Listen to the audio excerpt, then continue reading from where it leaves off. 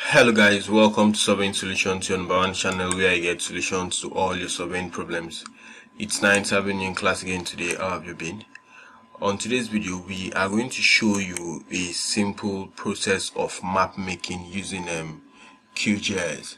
Right, good. So we have a digital elevation model cropped out to Asarito local government in Rivers State. We can also see the boundary of the local government and that of the state. Right, good. So we can see the local government validated in the state.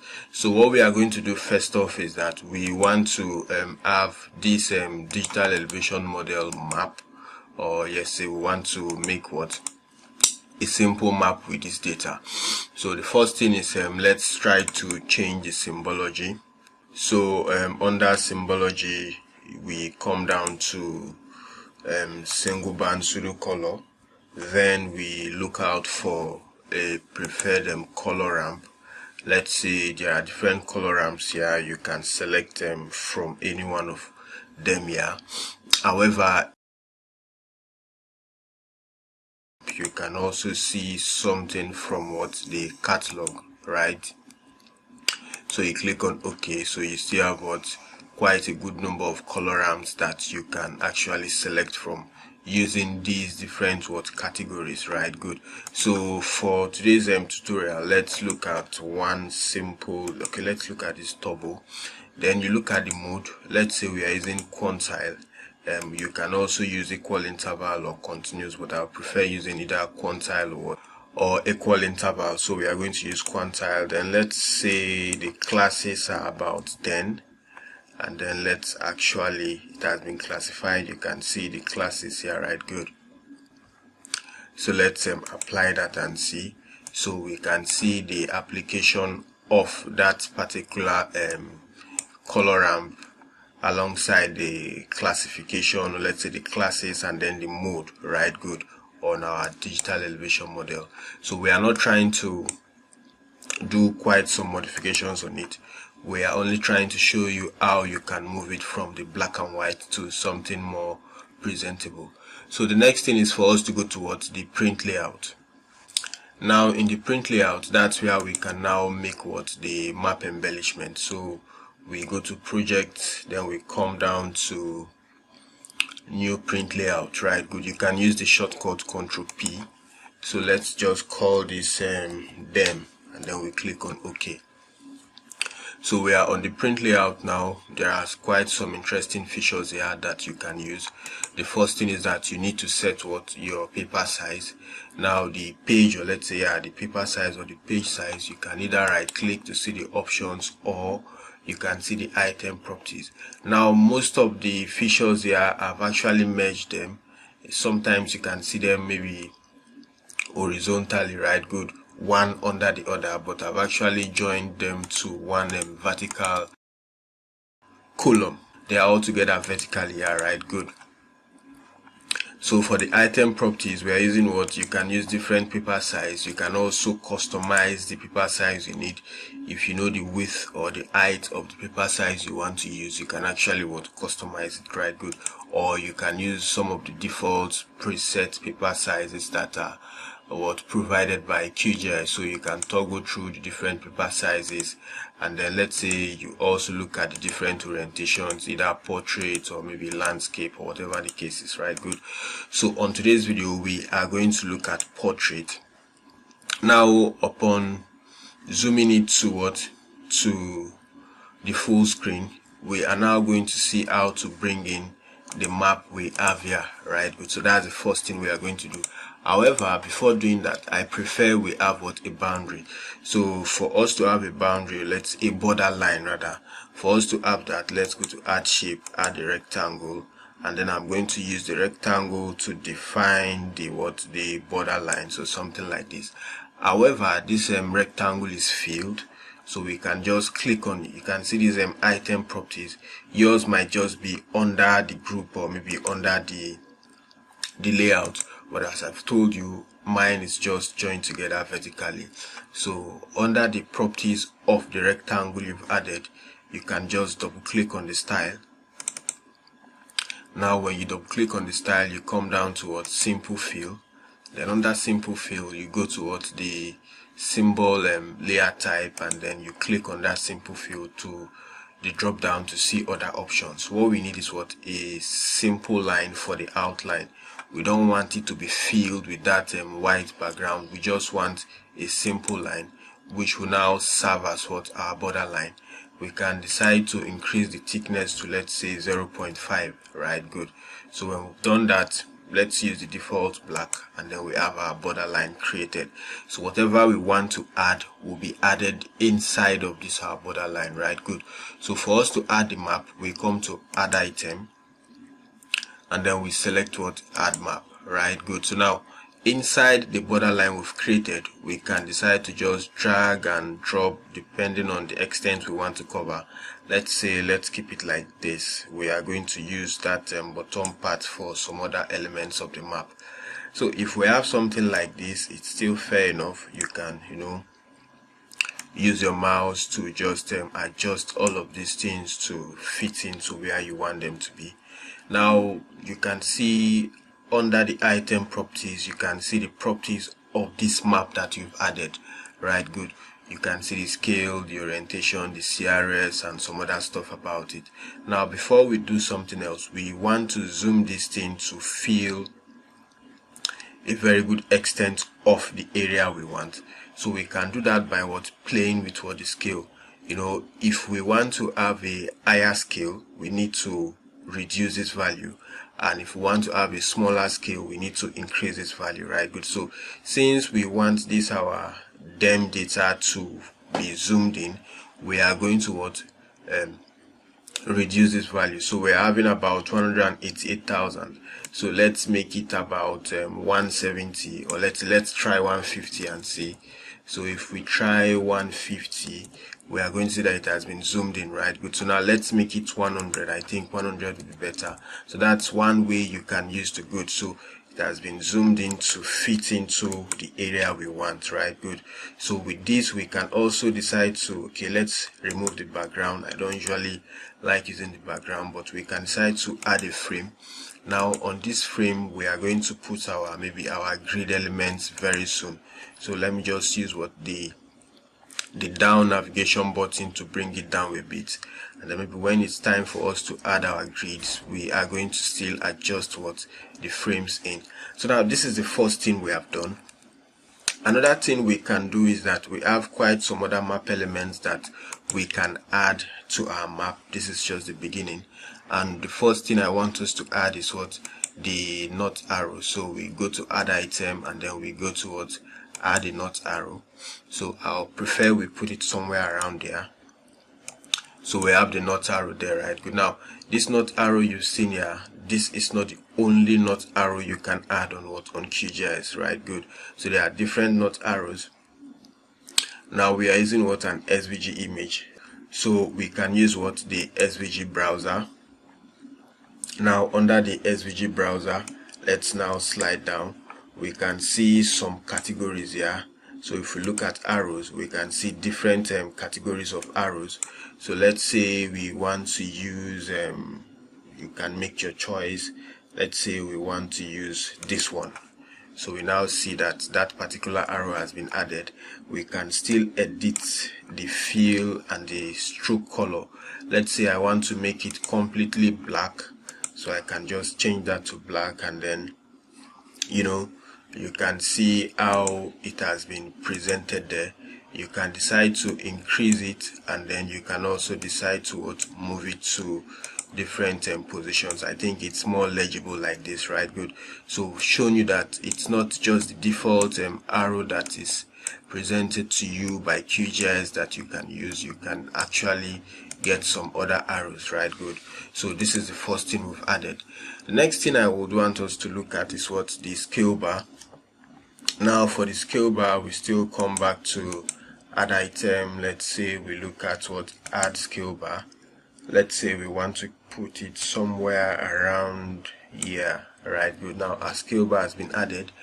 Under the item properties, you can still see the different properties of this scale bar. You can see that it is being directed at, or it is for this our map 1. Then the type I'll prefer we use line tick up. Then for the units, let's say we are using meters, or maybe the meters are getting clustered, let's use the kilometers. Then you can also see the units, right? Good. Now for the segments, we can decide to increase what the segments on the left. Remember, it was 0 because it was starting from maybe 0 to 1, but when we increased it, it got a bit longer, and then you see other sub segments that are there, right? Good. So now let's leave it on 1. Then you can also play around with the height and then some other part of it. Now one other thing you also need to pay attention to is the font. Now the font that is being used here, you can also modify the font. So for you to modify the font, you come down to display, and then under display you go to font, right? Good. Most of the times I prefer using Times New Roman, and then let me make it bold, right? Good. So this is the much of the modifications we are going to do for the Scalebar. So you can still use this zoom full to get back to your full page, right? Good. So our Scalebar is somewhere around there. Now the next thing I think we should add to our map is let's look at the grid. Now remember, when we added this frame to this our map, I was telling you something that we are going to use it for our gridding, right? Good. Now we come down to, under the item properties, we come down to grid because we have selected this our map. We come down to grid, we click on this plus sign to add a new grid. Then we click on that grid that we have added to modify it, right?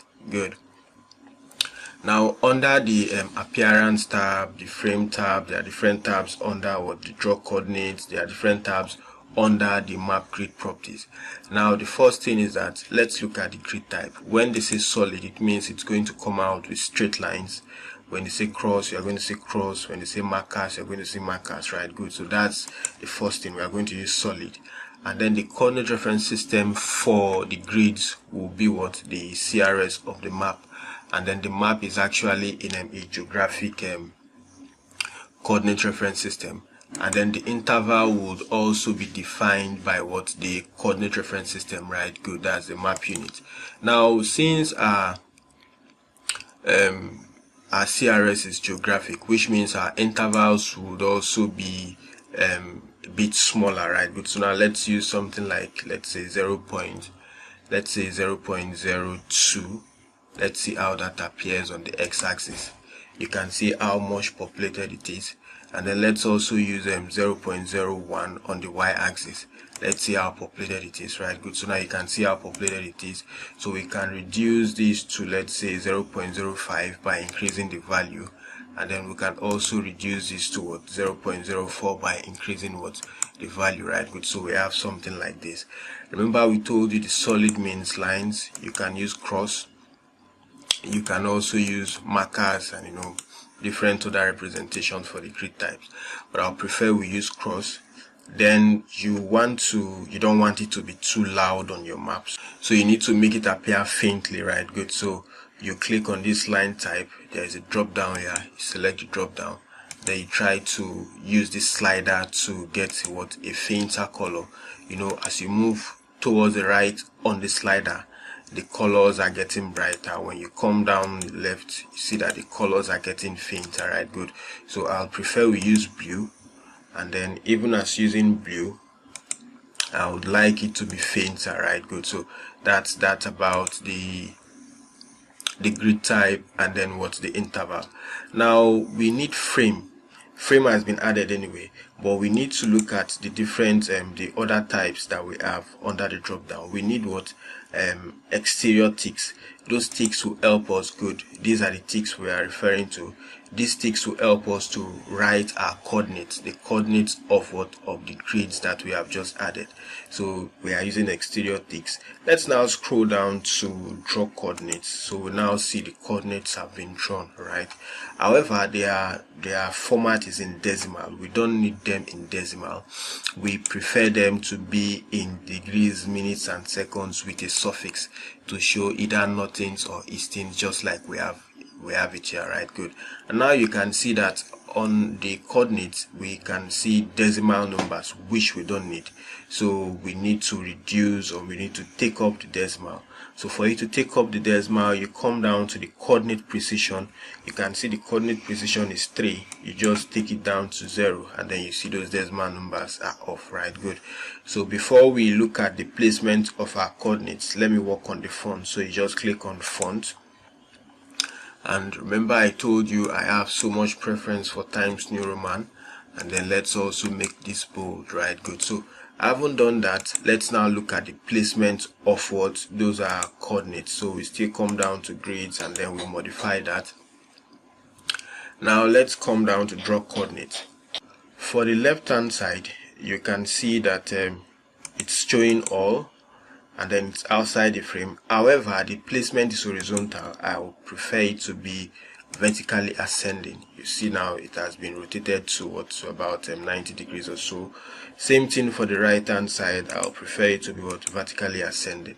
So remember I told you we are still going to move these our edges down a bit, and then move this other side inwards, so that our coordinates do not go off our boundary. Then having done that, we can let's still move this in a bit. Good. So we have something like this. We still need to work on the, let me come back to grids and then modify. We still need to work on these our intervals. So let's just make this finally 0.6. I'll prefer it at 0.6. Good.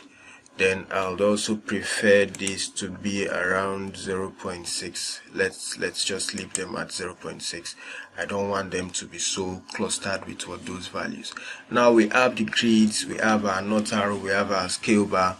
Now we need some other important map elements, and the next one we should consider is what the legend, because these values, the representation you see here, there is actually a guide, there is actually a key that will help you interpret what each of these column means, right? Good. So we still come back to add items, and then we go to add legend.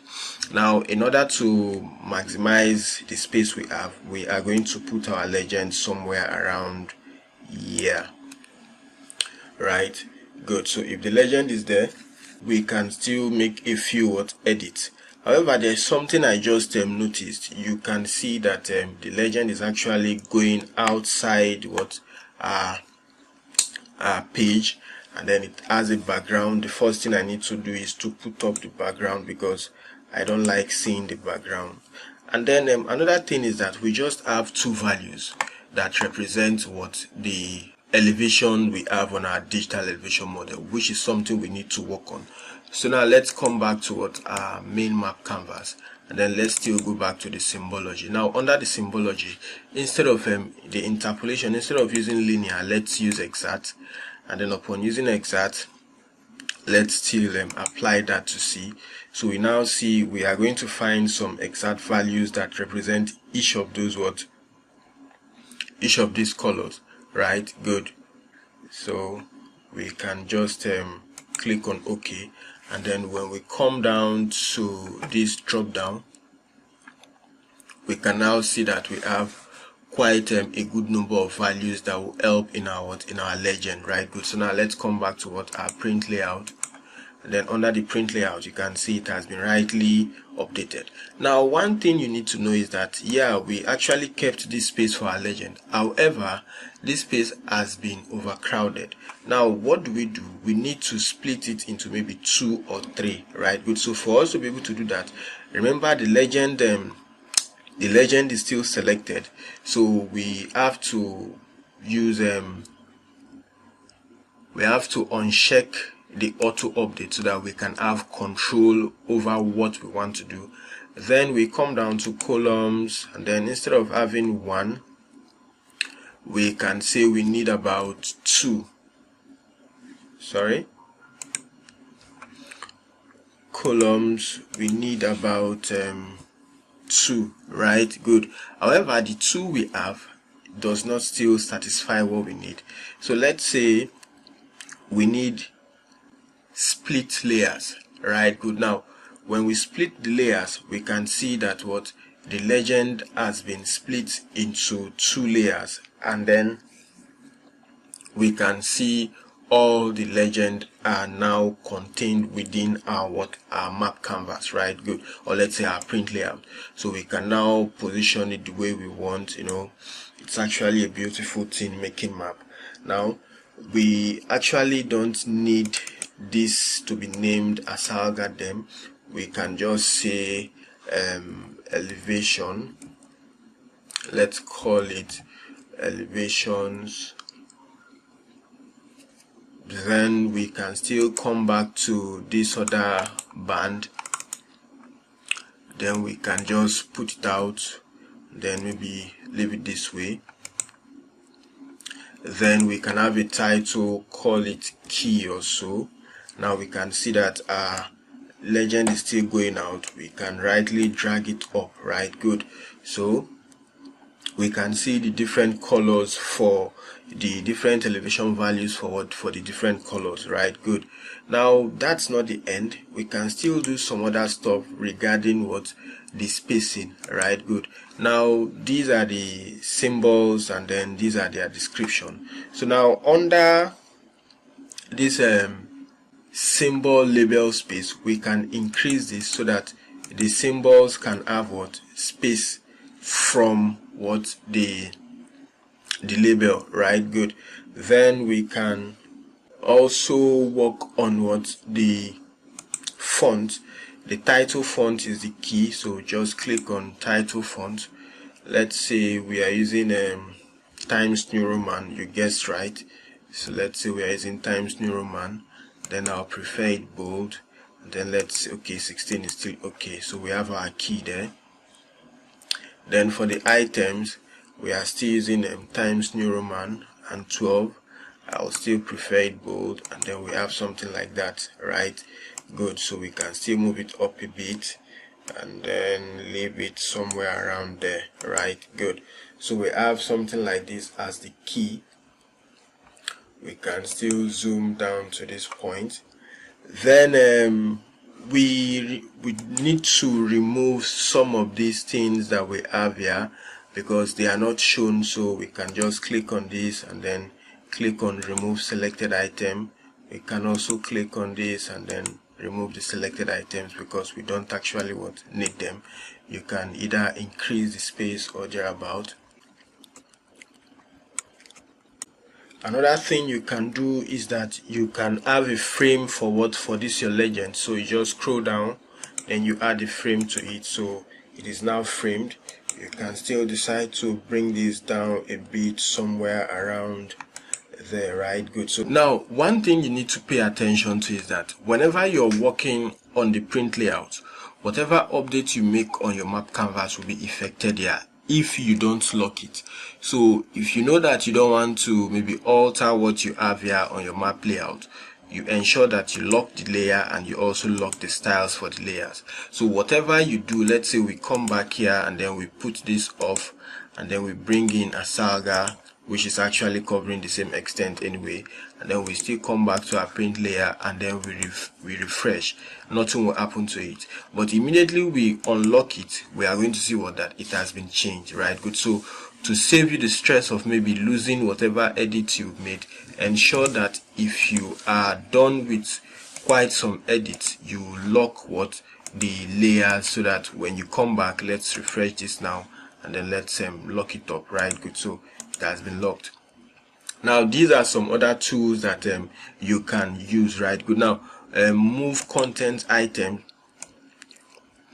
You see we only move the items we have here without actually altering what we have done, right? Good. So these are some other tools you can actually use. You can use this to pan and maybe use this to zoom, use this to select and move. Now we are not done. We still need to add some other map elements, and the other map elements we want to add now is that we want to do something like an inset, right? Good. So now this is Asalga. We want to have a map of River State showing Asalga within it. So it will now be like a key to describing this other map we have here. So Since we have locked this, we can rightly come back to our map layer, put on what the river state map, put off this our digital elevation model, and also put on the Asalga map. Then we can now zoom the both of them to layer, right? Good. So when we zoom the both of them to layer, you can now see rightly river state, then you see Asalga within river state. So we come back to what the print layout, then we add another map. So we go to add item, we add a map, then let's say we want it somewhere around, yeah, good. So we now see what this will serve as a key, right? I'll take off the background and then add a frame to it because it's actually very important. So this will now serve what as a key to show you that, okay, immediately you see this shape of river state, you will know that, okay, this shape you see here actually falls within what river state, right? Good. So this is like what the key map to this. Now we need to add some description, maybe in form of titles, right? Good. So let's come down to add elements. Let's go to what add label, right? Good. So we just define a box here, then we come down to the properties, and then let's call this digital elevation model. Let's say digital elevation model, right? Good. Of, let's say, Asalga.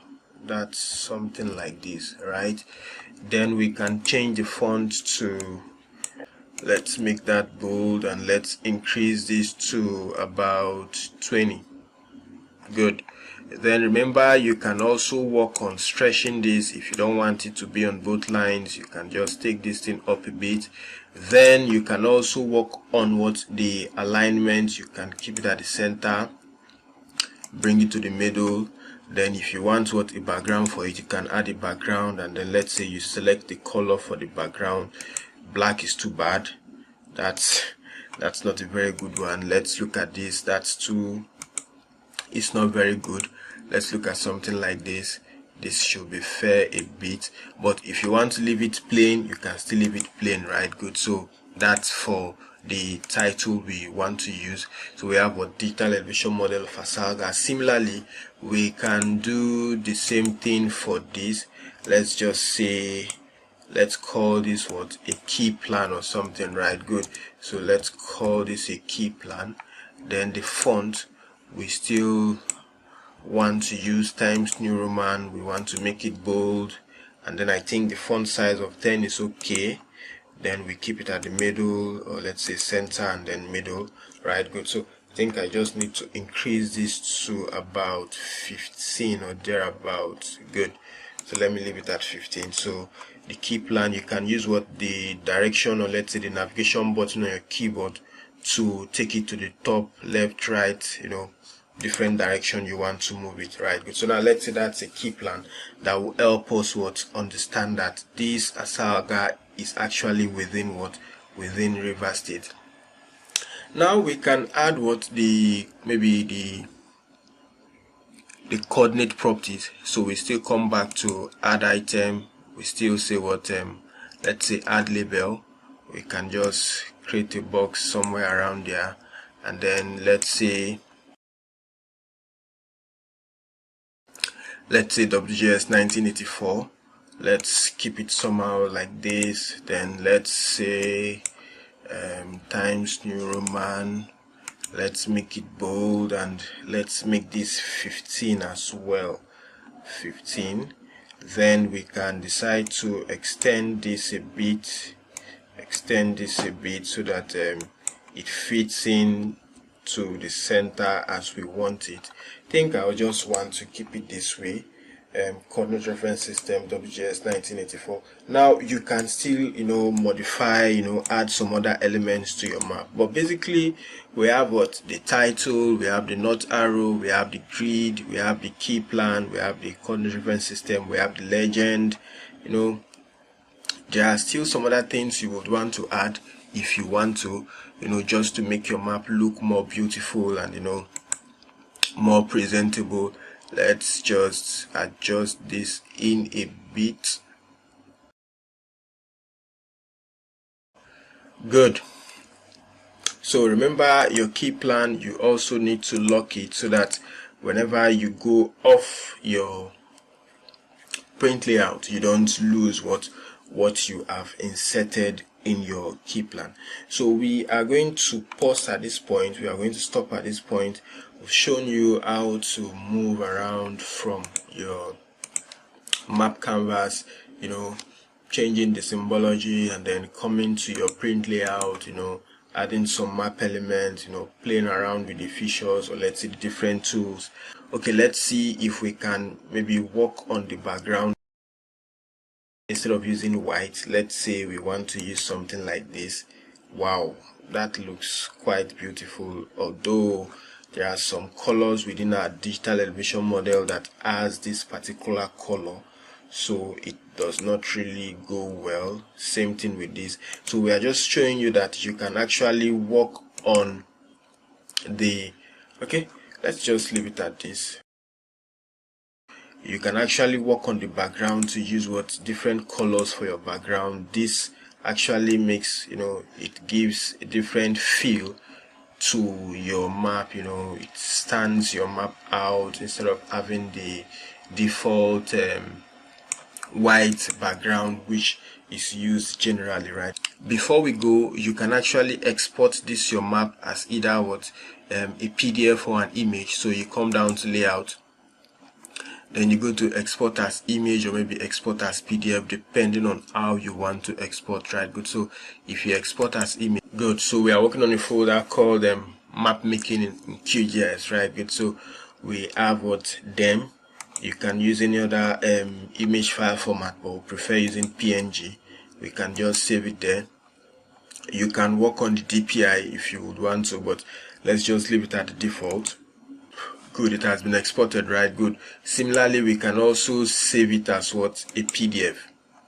Still to that same folder, you just see PDF is just one. We save, then we just click on save. Good. So both the PDF and the image have all been exported. Good. So thanks for coming to class. We hope we've provided solution to this particular surveying or GIS related problem. If you have any question, contribution, if you want us to help you do something like this or something more beautiful than this, you can always contact us via the number displayed on your screen. You can leave a comment on the comment section and we are going to get back to you as soon as possible. So until we see you, ensure you keep making beautiful maps, keep staying safe, and have a very good time. Bye.